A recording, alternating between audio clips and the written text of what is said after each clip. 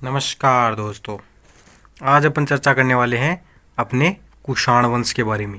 और कुषाण वंश के बारे में क्या जानेंगे अपन, पूरी जानकारी लेने की कोशिश करेंगे। ठीक है।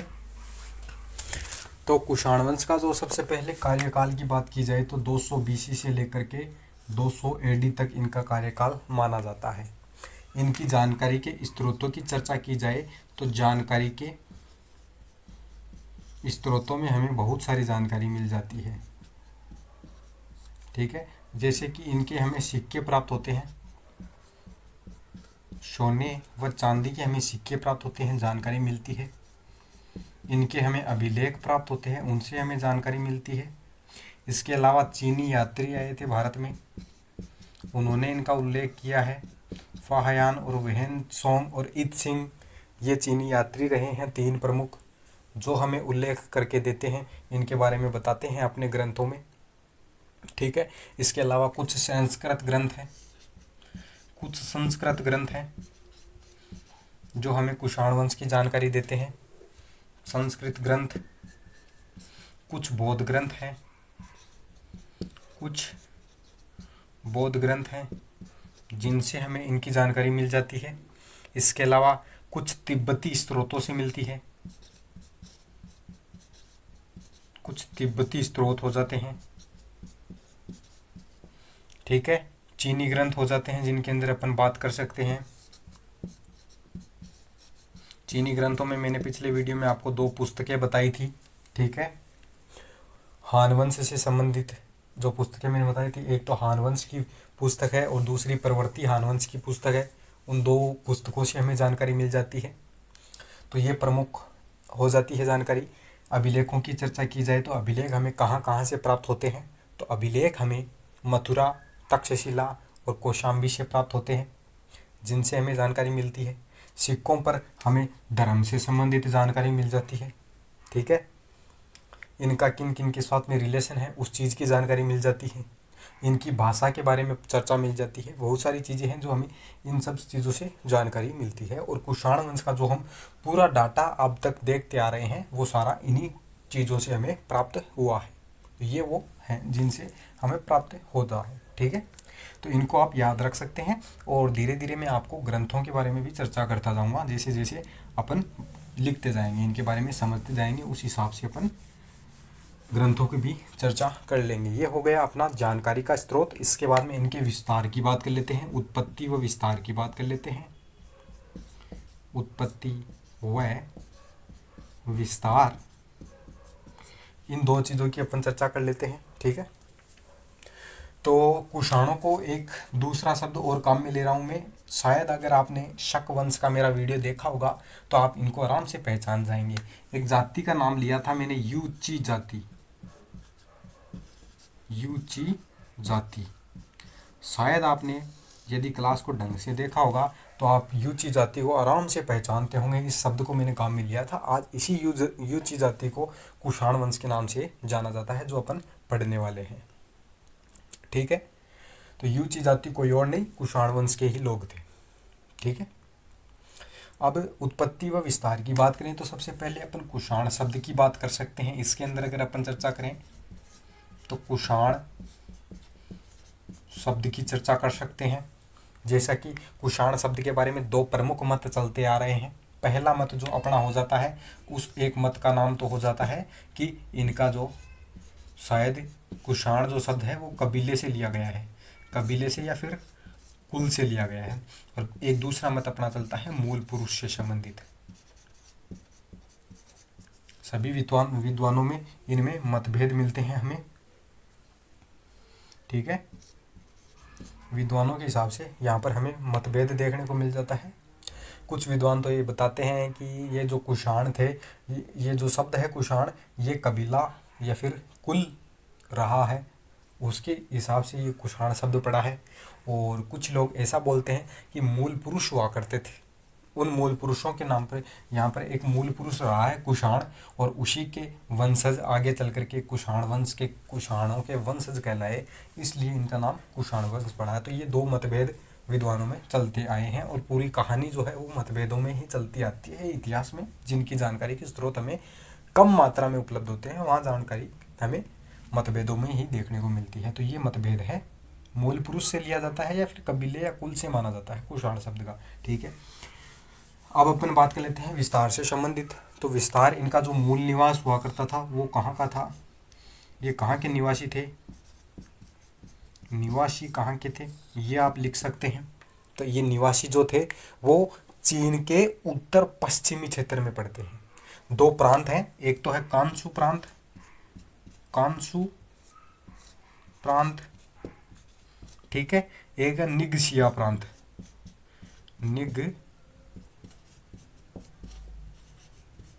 निगसिया। ये दो प्रमुख प्रांत हो जाते हैं, फर्स्ट सेकंड, कांसू प्रांत और निकसिया प्रांत। यहाँ के ये लोग, कुषाण लोग जो थे, यूची जाति जो थी, यहाँ पर निवास किया करती थी। और ये दोनों के दोनों क्षेत्र जो पड़ते हैं वो चीन के उत्तर पश्चिमी क्षेत्र में पड़ते हैं। आप इनको एक बार गूगल पे चेक कर लेना, आपके दिमाग में ऑटोमेटिक इमेज बन जाएगी कि ये क्षेत्र कहाँ पर है। ठीक है, तो ये यहाँ के मूल निवासी हुआ करते थे। और जब ये यहाँ पर रह रहे थे, ठीक है, तो कांसू और निगसिया प्रांत में ये लोग जब रह रहे थे तो इन पर एक जाति द्वारा आक्रमण किया जाता है जिसे हुंगनू जाति के नाम से जाना जाता है। हुंगनू, हुंगनू इस जाति द्वारा इन क्षेत्रों पर आक्रमण किया जाता है, जिसके वजह से कुषाणों को यहाँ से, यूची जाति को यहाँ से भागना पड़ता है। और यही यूची जाति आगे चल करके कहाँ जा करके निवास करने लग जाती है, आगे चल करके यही जो अपनी यूची जाति है वो फिर सिरदरिया क्षेत्र में चले जाते हैं। यहाँ से भागते हुए यूची जाति के लोग कहाँ चले जाते हैं, सिरदरिया क्षेत्र में चले जाते हैं। आप एक सिंपल बना सकते हैं, जैसे कि इनको अपन मिटा देते हैं, मैंने बता ही दिया, कांसू प्रांत और निगसिया प्रांत आप लिख लेना। ठीक है, यूची जाति कहाँ निवास करती है, कांसू और निगसिया में। इन पर एक जाति द्वारा आक्रमण किया गया, वो जाति कौन सी थी, तो वो जाति अपनी हो जाती है, कौन सी हो जाती है, हुंगनू। हुंगनू, हुंगनू ने इन पर आक्रमण किया, यूची जाति के लोग भागते हुए सिरदरिया क्षेत्र में आ गए, सिरदरिया। ठीक है, ये लोग सिरदरिया क्षेत्र में निवास करने के लिए आ जाते हैं। और सिरदरिया क्षेत्र में आपको मैंने पिछले वीडियो में बताया था कि सिरदरिया क्षेत्र के जो लोग रहा करते थे वो कौन थे, वो शक थे। जब यूची जाति ने सिरदरिया क्षेत्र में आकर के निवास करना शुरू किया तो यूची जाति ने शकों को यहाँ से भगा दिया, खदेड़ दिया, जिसकी वजह से शक लोग भागते हुए बैक्ट्रिया क्षेत्र में चले जाते हैं। भागते हुए कहाँ चले जाते हैं, बैक्ट्रिया क्षेत्र में चले जाते हैं। फिर ये सिरदरिया में निवास करने लग जाते हैं। फिर सिरदरिया में भी इन पर यूची जाति पर आक्रमण हो जाता है, जिसकी वजह से यूची जाति को सिरदरिया क्षेत्र को छोड़कर भी भागना पड़ता है और ये बैक्ट्रिया क्षेत्र में जाकर के रहना शुरू कर देते हैं। ठीक है, तो ये इस तरीके से पहुंच जाते हैं बैक्ट्रिया क्षेत्र तक। ठीक है, और इन्हीं के यूची जाति के निवासी जो हुआ करते थे वो कौन हुआ करते थे, इनके पड़ोसी हुआ करते थे, यूची जाति के कांसू और निगसिया प्रांत में ही रहा करते थे। खानाबदोश जाति थी हुंगनू।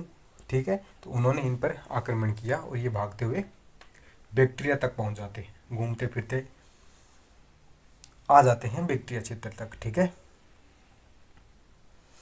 और यदि अपन और इसके बारे में चर्चा करें तो अपन ये चर्चा कर सकते हैं कि बैक्ट्रिया के बाद में भी ये भागते हुए आगे तक आ जाते हैं। ठीक है, तो बैक्ट्रिया से भी ये फिर आगे चलते हुए अपने भारत की तरफ निवास करने लग जाते हैं। और यहाँ पर जब ये रह रहे थे बैक्ट्रिया वाले क्षेत्रों में, तो उस समय बताया जाता है कि कुषाणों के 5 शाखाएं बट गई थी, 5 शाखा, 5 टुकड़े हो गए थे। तो आप ये लिख सकते हैं 5 शाखाएं। तो कुषाणों की 5 शाखाएं बट गई थी और 5 शाखाएं इन क्षेत्रों में बटने के वजह से बाद में ये 5 टुकड़ों में विभक्त हो जाते हैं और इनका साम्राज्य जो वो अलग अलग हो जाता है, छोटे छोटे राज्य हो जाते हैं। और फिर एक इन्हीं का 5 टुकड़े जो थे उनमें से एक शाखा का जो व्यक्ति है वो निकल करके आता है और इनको एकत्रित करके एक बड़े साम्राज्य का निर्माण करता है। वो 5 शाखाएं कौन कौन सी थी, यदि आप उनको देखना चाहें तो आप देख सकते हैं। पहली तो हो गई अपनी हियुमी, हियुमी। ठीक है, ये आप याद रख सकते हैं। हियुमी जो थे हिंदुकुश, हिंदुकुश और पामीर, ये आप एक बार गूगल पे चेक कर लेना, हिंदू कुश क्षेत्र कहाँ पर है, हिंदू कुश पर्वत श्रृंखला कहाँ पे है, और पामीर का पठार कहाँ पर है। ठीक है, ये चीज़ आप एक बार देख लोगे तो आपके दिमाग में इमेज बनना शुरू हो जाएगी। ठीक है, तो हिंदू कुश और पामीर का पठार था, उस क्षेत्र में हियुमी निवास किया करती थी। ये कोई और नहीं, कुषाणों की ही एक शाखा थी। ठीक है, दूसरी शाखा का नाम है कुआंग मो। कुआंग मो। ठीक है, ये लोग कहाँ रहा करते थे, तो ये हिंदू कुश के दक्षिण में रहा करते थे, इसी पर्वत के दक्षिणी क्षेत्र में रहा करते थे, जिसे चित्राल प्रदेश के नाम से जाना जाता था। तो ये आप याद रख सकते हैं कि ये लोग चित्राल प्रदेश में रहा करते थे। फिर तीसरे अपनी बात करें तो तीसरा अपना कौन सा आ जाता है, तो वो आ जाता है कुएचुआंग। यही वो इम्पोर्टेंट हो जाती है शाखा इनकी, जिसने इन सबको पांचों शाखाओं को एकत्रित किया था। और कुएचुआंग कहाँ रहा करते थे, तो इनकी बात करें तो ये रहा करते थे चित्राल और पंजशीर। पंजशील, ठीक है, पंजशीर है ये। ठीक है, तो ये आप याद रख सकते हैं, पंजशीर है। ठीक है, इन प्रदेशों में निवास किया करते थे ये कुएचुआंग वाले। चौथी अपनी हो जाती है, वो हो जाती है हीथुन। हीथुन, और जो ये हीथुन है, ये लोग कहाँ रहा करते थे, ये पंजशीर के अंदर ये एक क्षेत्र पड़ता है परवान प्रदेश। परवान प्रदेश। इन क्षेत्रों को एक बार आप गूगल पे चेक कर लेना, आपके दिमाग में ऐसी छप जाएगी फोटो कि ये शब्द जो है आपको नए नहीं लगेंगे फिर। ठीक है, फिर पांचवी अपनी ब्रांच हो जाती है काओफू।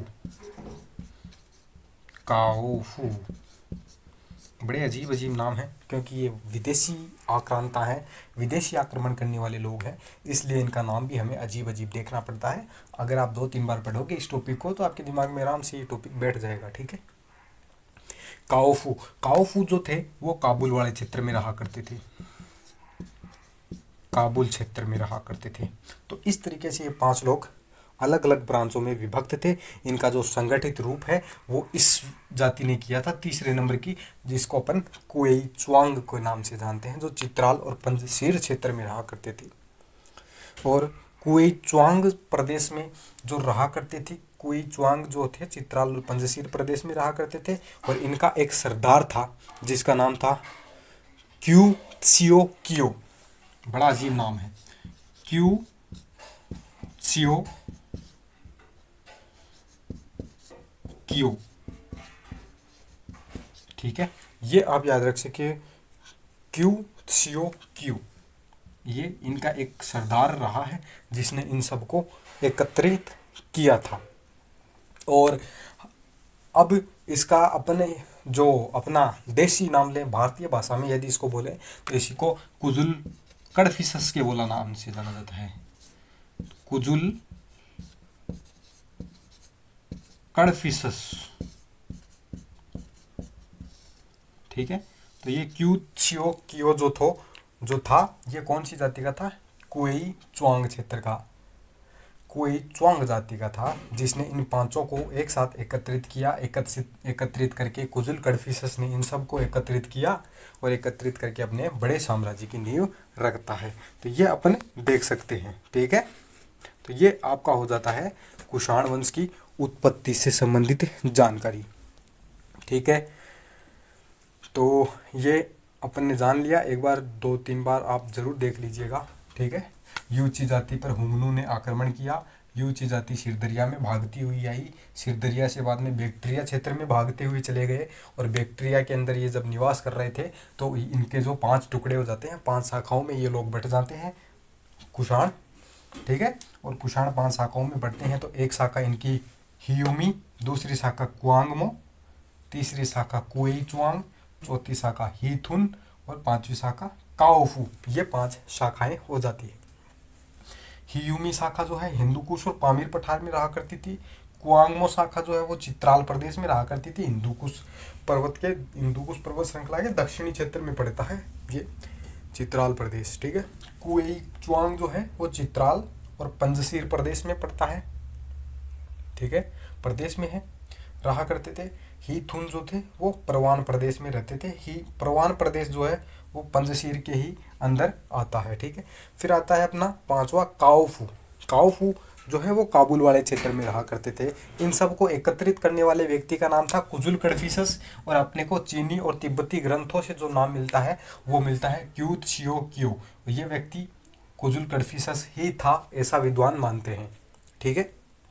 तो कुजुल कड़फिसस तक की अपन ने कहानी चर्चा कर ली। अब अपन इस राजा के बारे में जानते हैं, इस राजा की कुछ जानकारी लेते हैं, ठीक है। किसी को समझ में नहीं आया हो तो वो आप वीडियो अलग से वापस से रिवर्स करके देख सकते हैं, ठीक है। कुजुल कड़फिसस की बात कर लेते हैं। कुजुल कड़फिसस, कुछ लोग कड़फिसस बोलते हैं, कुछ कड़फाइसिस बोलते हैं, कुछ केड़फाइसिस बोलते हैं। शब्द मैंने आपको आसान भाषा में बता दिया, कड़फिसस शब्द आप प्रयोग कर सकते हैं। तो कुजुल कड़फिसस जो व्यक्ति है वो पहला राजा था जिसने पांचों शाखाओं को एकत्रित किया था। इसके शासनकाल की बात की जाए तो इसका जो शासनकाल है वो लगाया जाता है 15 AD से 65 AD तक, ठीक है। 15 AD से 65 AD तक का इसका शासनकाल रहा है। इसकी जानकारी का जो स्रोत है, इसकी जानकारी का जो स्रोत हमें मिलता है वो कौन सा है, वो अपने को वही चीनी ग्रंथ मिलता है जिसके बारे में अपन ने चर्चा कर ली थी, जिसे अपन किस नाम से जानते हैं, हाउ हानसू के नाम से जानते हैं। जानकारी हमें हाउ हानसू मानकू द्वारा यह ग्रंथ लिखा गया था, इससे हमें जानकारी मिलती है। और एक जानकारी हमें तत्कालीन वहाँ के सिक्के से मिलती है, तत्कालीन सिक्के। तो ये दो जानकारी के हमारे स्रोत हो जाते हैं जो हमें कुजुल कड़फिसस की जानकारी उपलब्ध कराते हैं। तो ये आप याद रख सकते हैं, ठीक है। अब अपन बात करते हैं इनके प्राप्त सिक्कों की जानकारी से, ठीक है। सिक्कों से क्या क्या जानकारी प्राप्त हुई, सिक्के की लिख लेते, ये लिख लो सिक्का, सिक्के। और सिक्के से हमें क्या क्या जानकारी मिलती है वो आप देखिए, ठीक है। सबसे पहली बात, सिक्के पर हमें, सिक्के के दो पृष्ठ होते हैं। एक पृष्ठ पर तो हमें एक ग्रीक शासक का नाम देखने को मिलता है, दूसरे पृष्ठ पर हमें कुजुल कड़फिसस का नाम देखने को मिलता है। एक ही सिक्के पर दो साम्राज्य, दो वंशों का हमें उल्लेख देखने को मिलता है। शायद जो था वो इनका मित्र रहा होगा या फिर इनका अनुयायी रहा होगा या फिर कोई और रहा होगा। ज़्यादातर लोग यही मानते हैं कि इनका दोनों का दोस्ताना रहा होगा, मित्र रहे होंगे। तो सिक्के पर हमें मिलता है एक साथ दो शासक,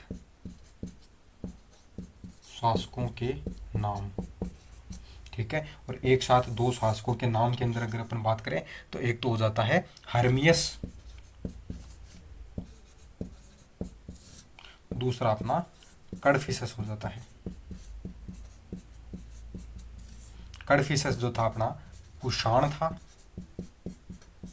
कुषाण था। हर्मियस जो था वो अपना ग्रीक था, ठीक है।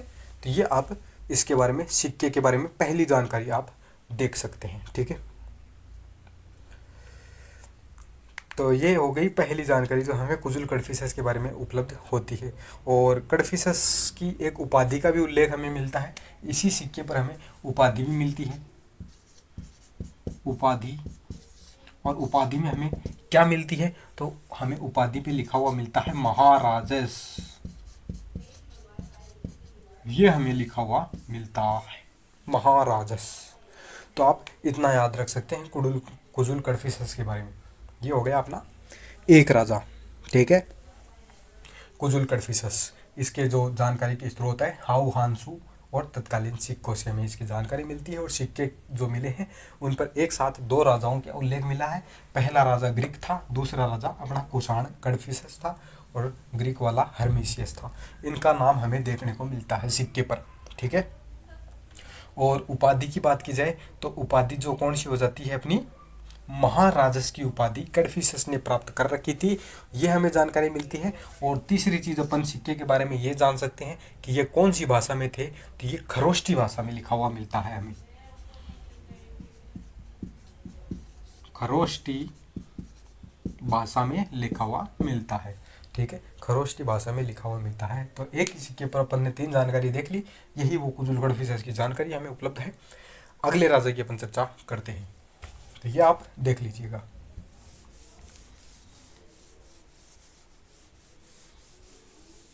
ठीक है, अब अपन अगले राजा की चर्चा कर लेते हैं। तो अगला राजा है विम कड़फिसस। विम कड़फिसस, ठीक है। तो इस कुषाण वंश का संस्थापक अपन किसे मानेंगे? अपन कुजुल कड़फिसस को मानेंगे, जिन्होंने सबको एकत्रित किया था 5 शाखाओं को और फिर अपना साम्राज्य चलाया था। तो ये हो जाता है अपना कुषाण वंश के बारे में उल्लेख। विम कड़फिसस की चर्चा कर लेते हैं अपन। विम कड़फिसस के बारे में यदि अपन चर्चा करना चाहें तो क्या कर सकते हैं? अपन ये कह सकते हैं कि कुजुल कड़फिसस का उत्तराधिकारी था। कुजुल कड़फिसस का उत्तराधिकारी, ठीक है, ये आप याद रख सकते हैं। कुजुल कड़फिसस का ये उत्तराधिकारी रहा था। इसकी जानकारी भी हमें उसी जानकारी के स्रोत से मिलती है। विम कड़फिसस की जानकारी की बात की जाए तो जानकारी हमें कहाँ से प्राप्त होती है? सिक्कों से प्राप्त होती है। ठीक है, तो सिक्कों से हमें जानकारी प्राप्त होती है। सिक्के हैं, और क्या चीज़ें मिल जाती है हमें? एक हाउ हानसू ग्रंथ मिल जाता है अपना, हाउ हानसू ये ग्रंथ है, हाउ हानसू ग्रंथ, जिससे हमें जानकारी मिल जाती है। ये 2 चीज़ें इंपॉर्टेंट हो जाती हैं विम कड़फिसस की जानकारी देने के लिए। ठीक है, और विम कड़फिसस का एक और नाम हमें देखने को मिलता है, अन्य नाम की चर्चा की जाए तो इसे बोला जाता है यन काओ चेन। यन काओ चेन, तिब्बती ग्रंथ में हमें ये नाम भी इसका देखने को मिलता है। इसको यन काओ चेन के नाम से भी जानते हैं जिसा, ठीक है। तो इसका अन्य नाम यन काओ चेन हो जाता है। तो ये हो जाती है अपनी इसके बारे में जानकारी। कुजुल कड़फिसस का उत्तराधिकारी रहा है विम कड़फिसस। सिक्के और हाउ हानसू ग्रंथ से हमें जानकारी मिलती है। और हमें जो हाउ हानसू ग्रंथ है, इसी में क्या लिखा हुआ मिलता है कि विम कड़फिसस ने एक क्षेत्र को जीता था, और उस क्षेत्र का नाम क्या था? तो उस क्षेत्र का नाम था तियनचियो। तियनचियो, और ये जो अपना तियनचियो क्षेत्र है ना, ये भारत से लगाया जाता है। विद्वानों का मानना है कि हाउ हानसू ग्रंथ में जो तियनचियो क्षेत्र को जीतने की बात की गई है, वो कोई और क्षेत्र नहीं था, वो अपना कौन सा क्षेत्र था? वही विम कड़फिसस का क्षेत्र हमें देखने को मिलता है। विम कड़फिसस का ये अपना भारतीय क्षेत्र है, जिसका अपन अनुमान लगाते हैं कि शायद ये तियनचियो क्षेत्र जो था वो कौन सा था? पंजाब प्रांत वाला इलाका हुआ करता था, ऐसा विद्वान मानते हैं। तो तियनचियो क्षेत्र की जानकारी हमें हाउ हानसू ग्रंथ से जीतने की मिल जाती है। ठीक है, दूसरी चीज़ अपन सिक्कों की चर्चा कर लेते हैं। सिक्कों से हमें क्या क्या प्राप्त हुआ है? बहुत सारी चीज़ें प्राप्त हुई है, इसलिए अपने को विम कड़फिसस के बारे में ये आप लिख सकते हैं। हाउ हानसू से हमें तियनचियो प्रांत जीतने का उल्लेख मिलता है। ये तियनचियो प्रांत कोई और नहीं, अपना भारत का पंजाब प्रांत ही था। ठीक है, ठीक है, जानकारी से हमें जो सिक्के प्राप्त हुए हैं उनकी चर्चा कर लेते हैं अपन, क्योंकि सिक्कों से ही हमें इम्पोर्टेंट जानकारी मिलती है। सबसे पहले तो सिक्कों से हमें विम कड़फिसस की उपाधियों की बात मिलती है, उपाधियों की जानकारी हमें मिलती है। और उपाधियों की जानकारी में महाराज, ठीक है, और एक है राजाधिराज।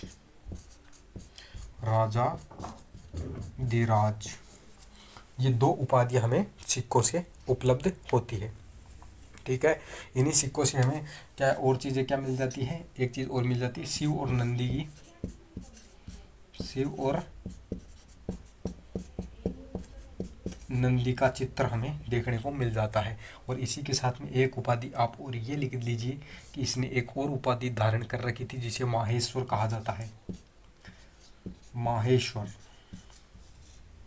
शायद ये शैव धर्म का अनुयायी रहा होगा, इसीलिए इसने माहेश्वर की उपाधि धारण की होगी। ठीक है, ये अनुमान लगाया जाता है। उपाधियां महाराज, राजाधिराज, माहेश्वर। शिव और नंदी की आकृति हमें मिलती है, शिव और नंदी के चित्र, ठीक है, हमें इस पर मिल जाते हैं। ये आप याद रख सकते हैं। इसके अलावा हमें सिक्के जो हैं वो सोने प्लस तांबे, या फिर कहें तो अपन सोने और तांबे के सिक्के प्राप्त होते हैं। दोनों तरीके के सिक्के हमें मिलते हैं, सोने और तांबे के सिक्के हमें यहाँ से प्राप्त हुए हैं। और जो भाषा सिक्कों पर लिखी हुई मिलती है वो हमें ग्रीक व खरोष्टी, ये भाषा हमें इन चित्रों पर, इन सिक्कों पर हमें मिल जाती है। ठीक है, तो इतनी जानकारी हमें विम कड़फिसस की सिक्के पर अंकित मिलती है। उपाधियां महाराज, राजाधिराज, माहेश्वर, शिव और नंदी के चित्र मिल जाते हैं। सोने व तांबे के हमें सिक्के प्राप्त हुए हैं। इन सिक्कों पर ग्रीक व खरोष्टी भाषा लिखी हुई मिलती है। ठीक है, तो ये आप इनके सिक्के से मिली हुई जानकारी लिख सकते हैं। फिर अपन चर्चा कर लेते हैं अपनी इनके साम्राज्य विस्तार की। साम्राज्य विस्तार, ठीक है, विम कड़फिसस के बारे में साम्राज्य विस्तार की जानकारी हमें पता होना चाहिए। इसका जो क्षेत्र था वो ऑक्सस घाटी से लेकर के, फिर से एक चीज़ आ गई गूगल करने लायक, ऑक्सस घाटी। आप इसको जाइए गूगल पे चेक कीजिए कि ऑक्सस घाटी कहाँ पर है, इसको ढूंढने का प्रयास कीजिए। ठीक है, इंपॉर्टेंट हो जाती है हिस्ट्री के लिए, इसलिए हमें देख लेना चाहिए। ठीक है, ऑक्सस घाटी से लेकर के सिंधु घाटी तक का क्षेत्र, सिंधु घाटी, इस क्षेत्र तक इनका एक बड़ा साम्राज्य हुआ करता था, महान साम्राज्य हुआ करता था। हमें कुछ जानकारी हमें यहाँ पर हमें इलाहाबाद और वशाड़ से कुछ सिक्के प्राप्त हुए हमें। इलाहाबाद, इलाहाबाद का मतलब हो गया कौशाम्बी, याद रखना भैया, इलाहाबाद का मतलब कौशाम्बी। वसाड़, आप ये रख सकते हैं वसाड़, वैसाड़, इसका मतलब हो गया बिहार। ठीक है, ये वो दो क्षेत्र हैं जहाँ से हमें अल्प मात्रा में सिक्के प्राप्त हुए हैं, इसलिए अनुमान लगाया जाता है कि इनका क्षेत्र शायद बिहार तक रहा होगा, ऐसा अनुमान लगाया जाता है। तो अपन ऑक्सस घाटी से सिंधु घाटी तक तो इनका क्षेत्र था। इसके अलावा कौशाम्बी और वसाड़ से जो हमें कुछ प्राप्त होता है उससे भी अनुमान लगाया जाता है कि इनका क्षेत्र यूपी और बिहार तक फैला हुआ था। ठीक है, तो ये हो गई विम कड़फिसस की किस चीज़ के बारे में चर्चा, साम्राज्य विस्तार के बारे में चर्चा। और अब अपन क्या चर्चा करते हैं विम कड़फिसस के बारे में। तो विम कड़फिसस काफ़ी समृद्ध क्षेत्र रहा था, क्योंकि हमें जो सिक्के प्राप्त हो रहे हैं वो सोने व चांदी के प्राप्त हो रहे हैं। ठीक है, और ऐसा भी बताया जाता है कि विम कड़फिसस के शासनकाल के अंदर क्या होता है, व्यापार वाणिज्य में वृद्धि हुई, व्यापार वाणिज्य में वृद्धि देखने को मिलती है। क्यों देखने को मिलती है, इसी के शासनकाल में हमारा चीन के साथ में संबंध शुरू हो जाता है और पश्चिमी देशों के साथ में, रोम के साथ में संबंध देखने को मिलता है। व्यापार वाणिज्य में वृद्धि होती है। व्यापार वाणिज्य में अपन कह सकते हैं चीन से और रोम से हमें व्यापारिक संबंध देखने को मिल जाता है। इसी के शासनकाल में हमें ये हमारे संबंध बढ़ते हैं। ठीक है, और हमें एक विम कड़फिसस के शासनकाल की एक मूर्ति भी हमें प्राप्त हुई है, तो आप यहाँ लिख सकते हैं मूर्ति भी प्राप्त हुई है। ठीक है, मूर्ति की अपन चर्चा करेंगे, इससे पहले मैं आपको बता देता हूँ। ठीक है, साम्राज्य विस्तार, व्यापार वाणिज्य और फिर मूर्ति। ठीक है, मूर्ति की अपन चर्चा कर लेते हैं। ठीक है, मूर्ति की बात कर लेते हैं। मूर्ति हमें कहाँ से प्राप्त हो रही है, मूर्ति हमें प्राप्त हो रही है यूपी से, ठीक है, यूपी के मथुरा में मोट नामक स्थान से मोट से प्राप्त हो रही है, मोट।